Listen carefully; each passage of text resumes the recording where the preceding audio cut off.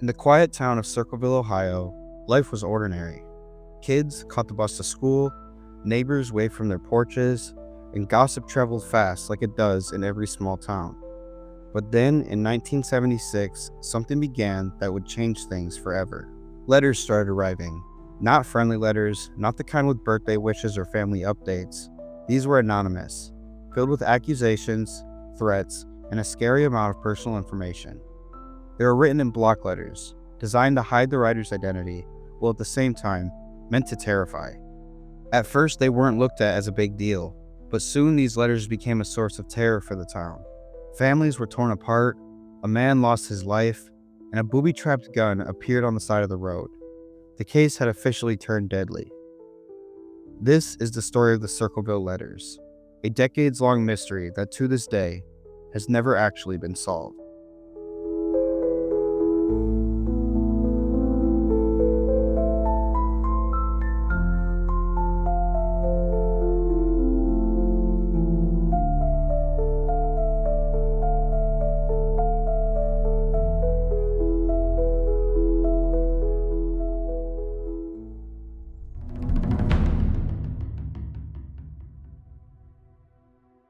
In the late 1970s, Circleville, Ohio was the kind of place where nothing crazy ever really happened. With a population right around 10,000 people, it was the kind of town where everyone knew each other, or at least they thought they did. In 1976, a school bus driver named Mary Gillespie received the first of many disturbing letters. The letter accused Mary of having an affair with the school superintendent, Gordon Massey. The letter was filled with rage, demanding she ended the alleged affair or risk being exposed. Mary denied the accusations, both to her husband Ron and to her neighbors. But the letters didn't stop. In fact, they multiplied. Before long, dozens of other townspeople were receiving similar anonymous notes. The writers seemed to know intimate details about their lives, like where they lived, what time they left for work, and who they spent their time with. Each message was written in the same unnerving, block-style handwriting, and the common thread was always the same: intimidation, secrecy, and shame.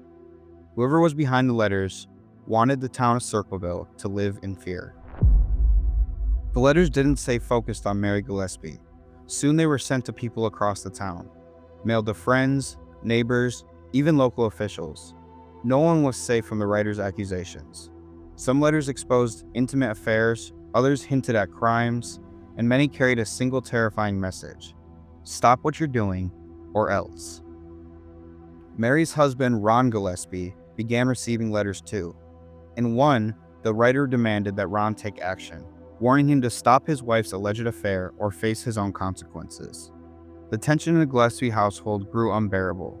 It wasn't just Mary under attack anymore, it was her entire family. As the letters kept coming, the writers started using a new medium. Signs started appearing along Mary Gillespie's bus route, each one painted with the same blocky-style handwriting as found in the letters.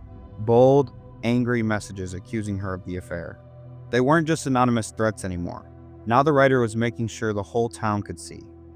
Every morning, before school would start, Ron Gillespie would drive the bus route himself, tearing down every sign he could find before Mary and her daughter would see them. He was desperate to protect his family, to shield them from the humiliation. But the signs would always come back. Someone was determined to keep the accusations alive, and it was clear that whoever was doing this wasn't going to stop.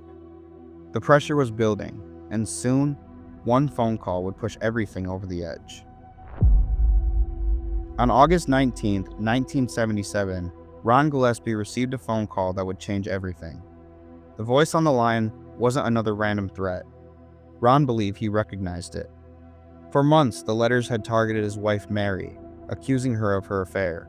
But they'd also gone after others in town, including a woman named Karen Sue, Ron Gillespie's sister.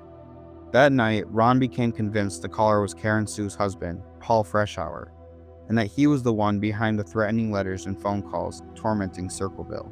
Furious and determined to confront the man face to face, Ron grabbed his gun, got into his pickup truck, and drove off into the night. A short time later, his truck was found crashed into a tree. Ron was dead. Authorities were quick to rule it all an accident, claiming Ron had been drinking. But his family refused to believe that. They insisted he wasn't drunk and he hadn't even had any alcohol that evening. The next details only deepened the mystery. His gun was still inside the vehicle, but not in his holster. And to make it even weirder, one bullet had been fired, though no shell casing, target, or bullet hole was ever found. Whatever happened on that dark road, it marked a turning point. The Circleville letters were no longer just words on paper. They had officially drawn blood. After Ron's death, the harassment didn't stop. It only evolved. The letters kept coming. The signs returned, and it was as if the writer wanted Mary to know that even with her husband gone, they were still watching. Eventually, the letters did die down slightly, and for years the town tried to move on. But in 1983, the nightmare came back even worse than before. While driving her bus route, Mary Gillespie spotted yet another sign pinned to a fence, another cruel message, this time targeting her teenage daughter. Fed up, she pulled the bus over and went to tear it down. But behind the sign was something far more sinister. Concealed in a box was a homemade booby trap, a small handgun rigged to fire if the sign was pulled down a certain way. Luckily, it didn't go off. However, if Mary had moved it differently, it likely would have killed her. Investigators recovered the weapon and noticed the serial number had been filed off. When brought back to the lab for examination, the technicians were able to recover the serial number, which was traced back to Paul Freshour. When investigators searched Paul's garage, they found materials similar to what was used in the trap. To some, this was an open and shut case, but to others, it all seemed a bit too convenient. After police traced the booby-trapped gun back to Paul Freshour, they believed the mystery was finally over. In their eyes, Paul was the man behind the letters, the one who had been terrorizing Circleville for years. Paul was arrested and charged in 1983 for attempted murder tied to the booby trap that nearly killed Mary Gillespie.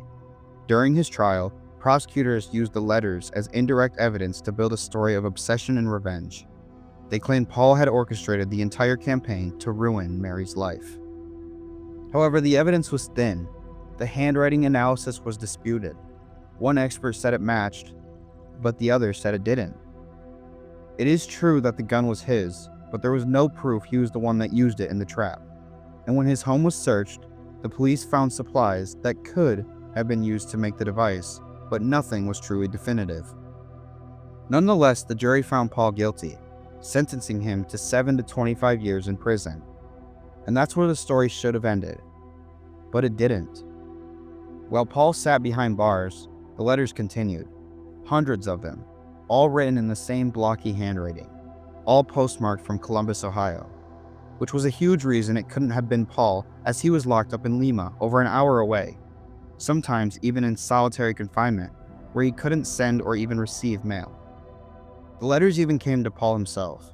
One simply read, "Now when are you going to believe you aren't getting out of there?" This infuriated Paul, so he began writing his own letters to the Ohio Attorney State General, the FBI, and the local news reporters, begging them all to re-examine his case, writing, "I am being held for something I didn't do, while the real writer is still free."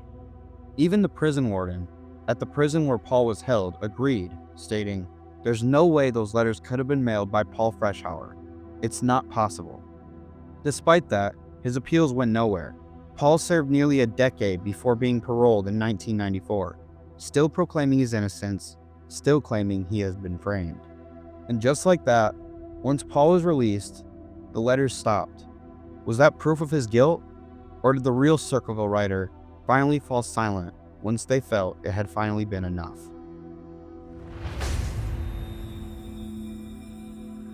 So the first and main theory is that Paul was the writer all along. To the authorities, the case ended with Paul Freshour. He was the man with the gun and the most evidence pointing to him. A quiet factory worker who was well liked by neighbors. Prosecutors painted Paul as a man obsessed with control, angry at his ex-wife Karen, and resentful of Mary Gillespie after Ron's death. They said he'd turned his bitterness into a campaign of fear. The handwriting on the letters they claimed was his. The gun that nearly killed Mary was his. And the box of supplies in his garage, proof, they said, that he'd been the one to build the device himself. However, none of this should be possible, because while Paul sat in prison, sometimes even solitary confinement, the letters kept arriving, all postmarked from Columbus, more than an hour away from where Paul was locked up. Sometimes even sent to Paul himself, and even his own warden said those letters could not have been sent out by Paul. So if he didn't send them, who did? So was Paul just a master manipulator who finally slipped up? Or was he just the perfect scapegoat for a town desperate for closure? So if Paul Freshour didn't write the letters, maybe someone close to him did. Someone who knew his handwriting, had access to his home, and had every reason to want him destroyed. That leads us to our next leading theory, Paul's ex-wife, Karen Freshour. When Paul and Karen's marriage fell apart, it wasn't clean. There were fights, accusations, and a deep resentment between the two of them. By the time the booby-trapped gun was found, Karen was fully cooperating with investigators, even helping them search Paul's garage. It was her information that guided officers towards the evidence that later was used against him. Not only did Karen testify at Paul's trial, she also supported the handwriting comparison that prosecutors said proved Paul was the author. To the outside world, it looked like she was helping the justice system. But to others, it looked personal, as if she was using the case to bury Paul once and for all. She had access to his property, to his handwriting samples, and to the kind of supplies found in the trap. If anyone could frame him, it would have been her. And yet, there's no hard proof she ever sent a single letter, no forensic link, no witness, and no confession. If Karen was behind it, she never broke character. And if she wasn't, then she may have helped send an innocent man to prison without ever even realizing it.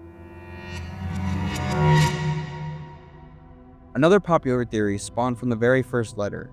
You see, one name kept surfacing again and again. Gordon Massey, the Circleville school superintendent.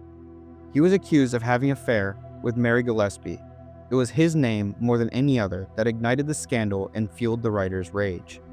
If the accusations were true, Massey had a reason to make the letters vanish. His job, his marriage, and his reputation were all on the line.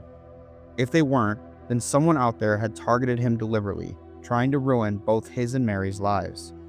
Some locals around Circleville whispered that Massey could have been the one behind the letters himself, trying to control the gossip by writing both sides of the story, accusing, denying, and manipulating the town from the shadows.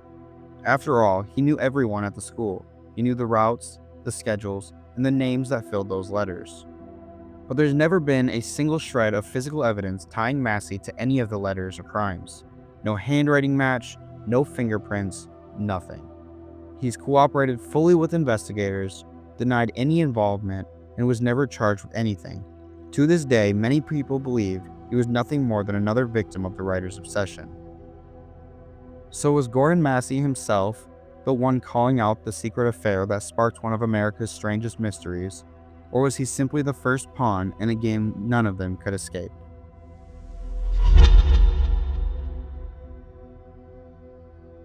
Nearly 50 years later, the Circleville letters remain one of the strangest unsolved mysteries in American history. Hundreds of letters, a man dead, another in prison, an entire town left wondering if justice was ever really served. To this day, no one knows for sure who the writer was. Some believe it was Paul Freshour all along, a bitter man who finally let his anger consume him. Others say he was framed by his ex-wife Karen Sue, or even the man who Mary Gillespie had her alleged affair with, Gordon Massey. Whoever they were, the writer had a power. With nothing more than a pen, they controlled a community, destroyed reputations, and proved how easily trust can collapse when fear takes over. Maybe the scariest part isn't that we don't know who it was. It's that anyone could have been capable of it. A neighbor, a friend, even someone never suspected. And maybe that's why the letters finally stopped. Not because the writer was caught, but because Circleville had already torn itself apart.